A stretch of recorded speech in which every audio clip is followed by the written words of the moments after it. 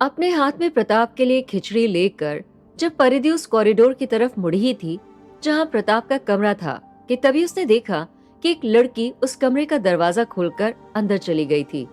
इस लड़की को देखकर परिधि वहीं रुक गई। इस अनजान लड़की को देखकर वो बहुत शॉक थी। दिखने में वो लड़की लंबी और बहुत ही सुंदर भी थी। वो इतने टाइम से प्रणव को जानती थी, लेकिन उसने कभी भी अपने किसी दोस्त का जिक्र नहीं किया था। क्या प्रणव की दोस्त भी थी? और अगर थी भी तो उसने कभी इसके बारे में बताया क्यों नहीं था? क्या लड़की वाकई में प्रणव की दोस्त ही थी या कोई और? ऐसे न जाने कितने सवाल उस पल परिधि के मन में उठ रहे थे और वो प्रणव से ये सारे सवाल पूछना भी चाहती थी, लेकिन उसे ख्याल था कि उसने अभी अभी प्रणव से ब्रेकअप किया था और अब वो ये सारे सवाल पूछने का हक खो चुकी थी। उस लड़की के बारे में जानने के लिए परिधि बिल्कुल बेचैन हो रही थी और उसके चेहरे पर एक मायूसी भी छा गई थी। जैसे ही वो लड़की अंदर घुसी, कमरे का दरवाजा बंद तो हुआ पर पूरा बंद नहीं था। वो उस लड़की के अंदर जाते ही चुपके से उस कमरे के बाहर खड़ी हो गई ताकि वो प्रताप और उस लड़की को देख सके। उसे देखते ही प्रताप ने एक सीरियसनेस के साथ कहा, मिस मोनिका, आओ, मैं तुम्हारा ही इंतजार कर रहा था। ये खूबसूरत लड़की कोई और नहीं बल्कि प्रताप रॉय की पर्सनल असिस्टेंट मोनिका थी। मोनिका ने बड़ी ही तहजीब से प्रताप रॉय से कहा, good evening sir, it's good to see that आपकी तबीयत अब ठीक है। मैं ज्यादा वक्त नहीं लूंगी, मुझे बस कुछ इंपॉर्टेंट डॉक्यूमेंट्स पर आपके साइन चाहिए थे। आप इन पर साइन कर दीजिए and then I will take your leave. Sure, Pratap ने कहा। जैसे ही वो पेपर्स साइन करने के लिए झुका, उसे किसी लड़की की छवि दरवाजे के बाहर दिखी। वो उस परछाई से ही समझ गया था कि ये कोई और नहीं बल्कि परिधि थी। उसे देखकर प्रताप के चेहरे पर एक बड़ी सी मुस्कान आ गई। उसकी मुस्कान को देखकर मोनिका तो बिल्कुल ही सदमे में चली गई थी। उसे तो मानो ऐसा लगा था जैसे शायद वो अंधी हो गई थी, क्योंकि आज से पहले उसने अपने बॉस को ऐसे मुस्कुराते हुए कभी देखा ही नहीं था।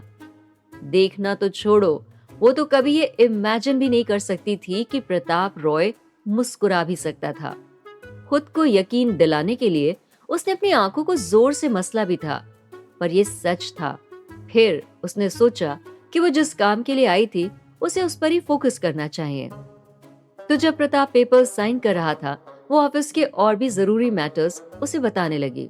सर, हाल ही में हमारी कंपनी के वाइस प्रेसिडेंट ने और भी बड़ी कंपनीज के डायरेक्टर्स से मुलाकात की है और उनमें काफी दिनों से बिजनेस को लेकर डिस्कशंस हो रहे हैं।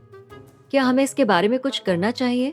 वो ये सब कह ही रही थी, लेकिन प्रताप का ध्यान उसकी बातों पर बिल्कुल भी नहीं था। उसका पूरा ध्यान तो परिधि पे था। फिर उसने परिधि को जलाने के लिए मोनिका से मुस्कुराते हुए कहा, अरे मोनिका, तुम इतनी दूर क्यों खड़ी हो? यहाँ आओ, मेरे पास बैठो। मोनिका को तो आज अपने बॉस का एक नया ही रूप देखने को मिल रहा था। फिर भी उसने प्रताप के ऑर्डर्स माने और उसके पास रखे स्टूल पर बैठ गई। फिर प्रताप ने कहा, मोनिका, जरा मुझे एक गिलास पानी पिला दो। प्रताप ने मुस्कुराते हुए कहा। मोनिका ने आज तक के अपने करियर में कभी भी अपने बॉस के ऑर्डर्स पर सवाल नहीं उठाया था। वो हर बार बिना कुछ कहे उन्हें मानती ही आई थी। तो इस बार भी मोनिका ने फिर उसके ऑर्डर्स को फॉलो किया था और एक ग्लास में पानी निकालकर प्रताप को दे दिया।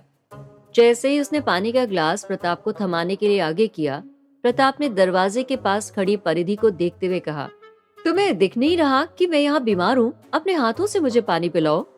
ओह, ओके ओके सर, मोनिका ने कंफ्यूजन से भरी आवाज में कहा। उसे तो लग रहा था कि न जाने वो कौन से मल्टी यूनिवर्स में आ गई थी जहां उसे अपने बॉस का ये अनोखा रूप देखने को मिल रहा था। लेकिन इस वक्त उसके पास अपने बॉस के ऑर्डर्स को मानने के अलावा कोई और चारा ही नहीं था।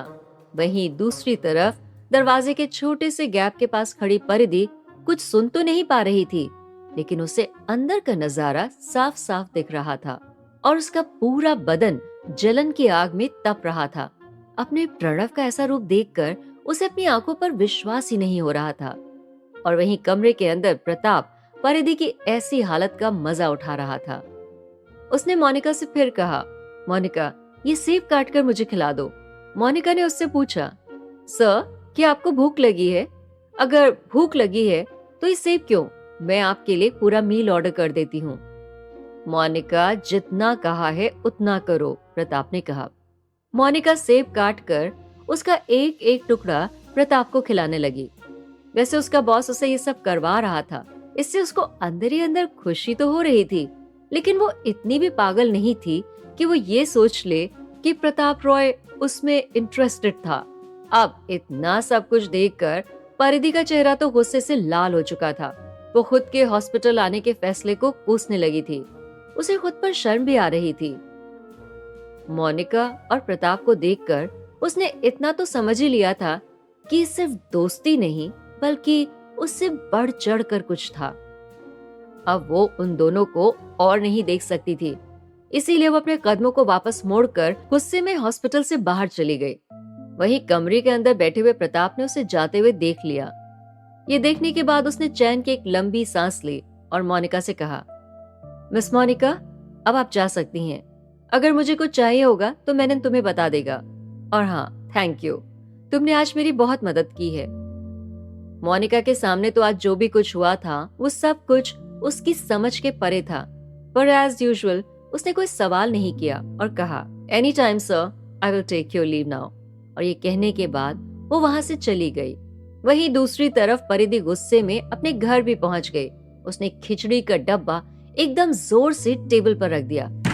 उसे खुद नहीं समझ में आ रहा था कि आखिर उसे गुस्सा किस बात का था। खुद से बड़बड़ाते हुए उसने गुस्से में कहा, मेरी ही गलती थी कि मैंने सोचा कि उससे मिलकर मुझे अच्छा लगेगा। अच्छा तो छोड़ो, उल्टा प्रणव ने मुझे इतना बड़ा सरप्राइज ही दे दिया। ऐसे तो वो मेरी लाइफ के बारे में सब कुछ जानता है, लेकिन आज तक मुझे तो उसने अपने इस दोस्त के बारे में नहीं बताया। लेकिन मैं भी क्यों ये सब सोच रही हूँ? मैंने खुद ही तो उससे ब्रेकअप किया है, तो मुझे इतना बुरा क्यों लग रहा है? वो चाहे जिससे भी बात करे, हंसे, बोले, मुझे क्या, मुझे फर्क नहीं पड़ता। लेकिन फिर भी मुझे फर्क क्यों पड़ रहा है? उसे किसी और के साथ देखकर मुझे बुरा क्यों लग रहा है? हो सकता है कि उसने मूव ऑन कर लिया हो। पता नहीं मैं क्यों उसे खुद से दूर नहीं कर पा रही हूँ। यही सब सोचते सोचते कब रात से सुबह हो गई, परिधि को पता ही नहीं चला। वहीं दूसरी तरफ विशेष ठाकुर की पत्नी कमोलिका परिधि वाली पार्टी में जो भी तमाशा हुआ था उससे बिल्कुल खुश नहीं थी। उसने चिढ़ते हुए अपने पति से कहा, पार्टी में जो भी कुछ हुआ था वो बिल्कुल भी अच्छा नहीं था। उस परिधि को क्या, लोग तो हमारे बारे में ही बातें बनाएंगे ना कि हमने कैसी लड़की को अडॉप्ट किया है। भले ही पार्टी में उसने अपने ऊपर लगे इल्जाम को झूठा साबित कर दिया, पर लोग तो उसके कैरेक्टर को लेकर तरह तरह की बातें बना ही रहे हैं। अरे तुम शांत रहो, तुम लोगों की कब से इतनी फिक्र करने लगी? और इतनी ही फिक्र होती तो पहले अपने बेटे को थोड़ी तौर तमीज सिखाती।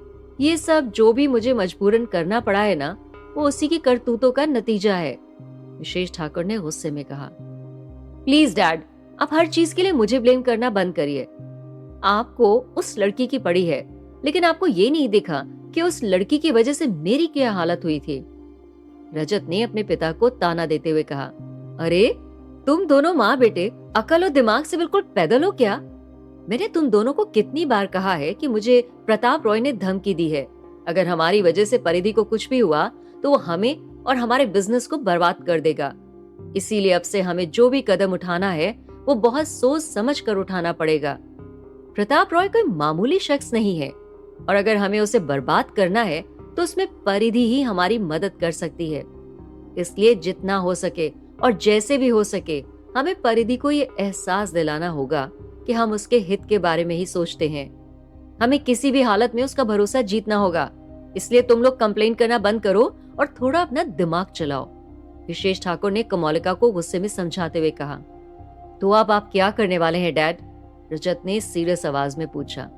पहले तो हमें ये पता लगाने की कोशिश करनी है कि आखिर प्रताप रॉय और परिधि के बीच चल क्या रहा है, विशेष ठाकुर ने बहुत सोचते हुए कहा।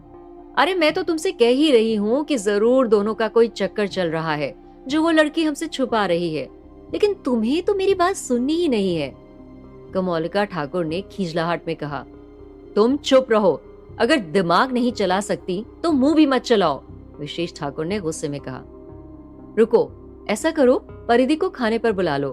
वो हमारे घर ऐसे रहने तो आएगी नहीं, पर ऐसे मिलने जुलने से क्या पता बातों बातों में हमें उसके बारे में और जानने को मिले। हाँ, यही ठीक रहेगा। ऐसा करता हूँ, मैं खुद ही उसे फोन करके इनवाइट कर लेता हूँ, विशेष ठाकुर ने कहा। ठाकुर परिवार किसी भी कीमत पर प्रताप रॉय की बर्बादी चाहता था। वो अपने बेटे का हाल भूला नहीं था और वो ये जानता था कि उनके लिए प्रताप रॉय तक पहुंचने का रास्ता परिधि ही थी। इसीलिए वो बहुत ही सेफली अपना गेम खेल रहा था। वहीं दूसरी ओर हर दिन की तरह परिधि ऑफिस गई। ऑफिस पहुंचते ही उसने देखा कि बाकी एम्प्लॉयज कुछ खुसुर पुसुर कर रहे थे। पहले तो उसने इस बात पर बिल्कुल ध्यान नहीं दिया, पर फिर जब एक गपशप की आवाज तेज हुई तो उसने पूछ लिया, ये तुम लोग किसके बारे में बात कर रहे हो? क्या कोई ऑफिस आने वाला है? उसकी कोलीग नेहा ने जवाब दिया, अरे तुमने वो मेल नहीं पढ़ा? 2 हफ्ते बाद कोई इंटरनेशनल डेलीगेट आने वाले हैं हमारी कंपनी का ऑडिट करने। हमने तो सुना है कि वो बहुत ही स्ट्रिक्ट हैं और वो शायद हमारे ही ऑफिस में कुछ दिनों तक काम भी करेंगे और शायद हम सबको ओवरटाइम भी करना पड़े। यही सब सुनकर तो सारे एम्प्लॉयज की हालत अभी से खराब हो गई है। परिधि को यह सब सुनकर बहुत अजीब सा लग रहा था। आखिर ऐसा कौन सा शख्स था जिसके आने से पहले ही लोग इतना सहम गए थे? पर फिर उसने इस बात पर ज्यादा ध्यान नहीं दिया और वो फिर से अपने काम पर लग गई। तभी उसका फोन बजा और ये विशेष ठाकुर का कॉल था। परिधि ने फोन उठाया और कहा, हेलो। हेलो परिधि बेटा, कैसे हो? विशेष ठाकुर ने बड़े ही उत्साह से कहा, मैं बिल्कुल ठीक हूँ, आप लोग कैसे हैं? अरे हम सब ठीक हैं। पार्टी के बाद से तुमसे मुलाकात ही नहीं हुई, तो मैंने सोचा कि क्यों ना तुम आज रात अपने घर खाने आ जाओ। विशेष ठाकुर ने फिर से एक मुस्कान के साथ कहा, जी बिल्कुल, पार्टी में जो भी कुछ हुआ उसके लिए मुझे आप लोगों से माफी भी मांगनी है, परिधि ने कहा। अरे बेटा, तुम हमारी बेटी हो और बेटियां माफी नहीं मांगती। चलो फिर आज रात को मिलते हैं, विशेष ठाकुर ने कहा। ये कहकर विशेष ठाकुर ने फोन काट दिया। ऑफिस से काम खत्म करके परिधि सीधा डिनर के लिए ही जाने वाली थी। जैसे ही उसने कैब बुक करने के लिए फोन निकाला, तभी उसे किसी का कॉल आ गया। ये एक अननोन नंबर था।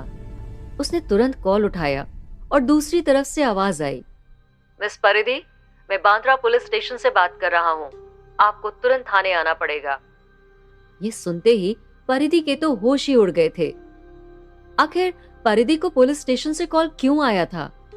क्या परिधि किसी मुसीबत में फंस गई थी या फिर ये प्रणव से रिलेटेड था? इन सारे सवालों के जवाब जानने के लिए सुनते रहिए माय स्वीट गैंगस्टर, सिर्फ पॉकेट एफएम पर।